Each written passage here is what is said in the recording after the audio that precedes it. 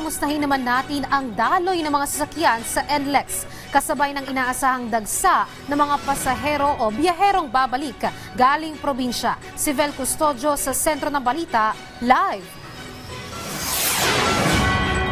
Luisa, inaasahang dadagsa pa rin ang mga biyahero na naghahabol babalik dito sa Metro Manila. Inaasahan yan mamaya simulang hapon hanggang bukas ng umaga.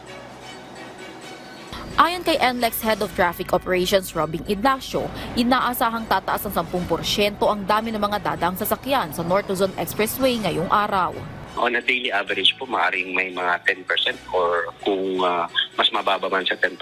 Pero itong particular hour na mga mula po alas 3 hanggang siguro mga alas 9 ay mas mataas po sa 10% dun sa per hour naman po natin na traffic. Kung 10% po yung ma-achieve po natin for NLEX, ang normal daily average po natin is 334,000.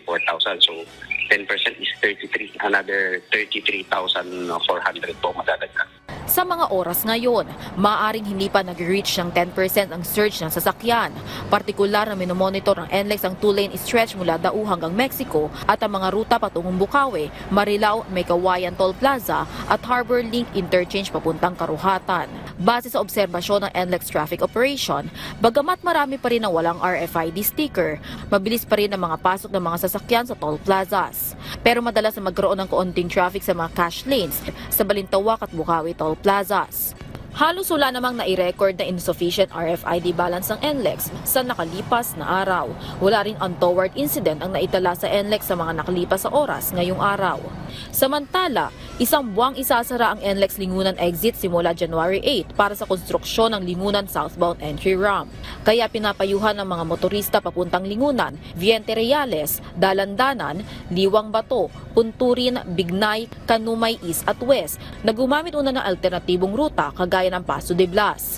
Magtatagal ang pansamantalang pagsasara ng NLEX Lingunan exit hanggang February 8. Inaasahang bubuksan naman ang Lingunan entry ramp sa April 13, 2025.